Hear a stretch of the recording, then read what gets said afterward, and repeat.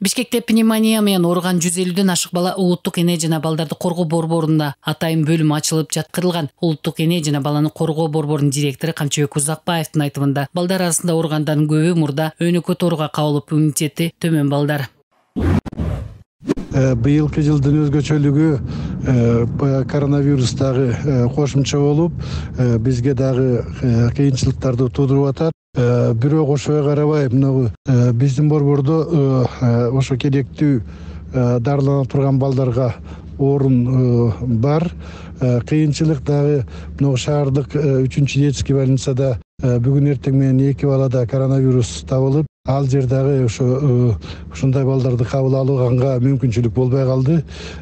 Бирок биз өзүбүзгө дополнительный кошумча орундарды даярдап атабыз. Узакбаевдин айтымында, коронавирустан азырынча Кыргызстанда балдар арасында өлүм каттала элек. 3-чү балдар ооруканасы коронавируска кабылган балдарды кабыл алууга шарттары жок болгондуктан улуттук эне жана баланы коргоо борборунда 20дан ашуун реанимациялык орун эсептелген. Азыркы тапта анын баарында кичинекей бейтаптар дарыланууда. Октябрь, ноябрдагы көтөрүлүү болду го, 2-чи толкун деп койбодукпу? Ошондогу толкундагыга караганда сөзсүз түрдө аз болот. Эмне үчүн? Себеби өзүңүздөр көрдүңүздөр, июль айында өтө жогору болду. Андан кийинки 2-чи толкун октябрь, ноябрдагы анда жогору болду. Себеби көп адамдар буга каршы антителасы бар болуп калды. Өлкөдөгү оорулардын алдын алуу жана профилактика борборунун вирусологу Зуридин Нурматовдун айтымында 3-чү толкун деп ашыкча дүрбөлөңгө түшүп, кыжалат болуу ден соолукка зыян. Болгону эпидемиологиялык абалды эске алып, бардык санитардык нормаларды сактап жүрүүгө чакырат. Коронавирустун акыркы штаммы тез тараганы менен анын күчү жана өлүмгө алып келүүсү төмөн.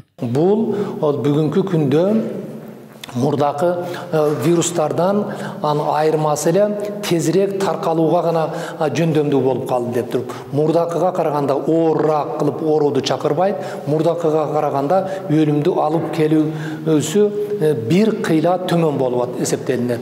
Жалпысынан алып караганыбызда өлүмгө алып келүү учуру коронавирустуку мурдакы баштапкы абалга караганда азыр 2,5-3 эсеге чейин азайды дүйнө жүзү боюнча.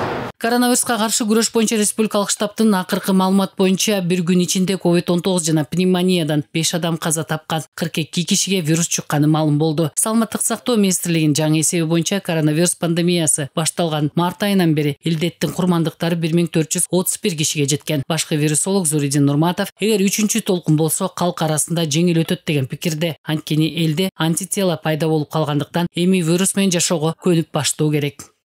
Гулмира Үмталиева, 5-канал.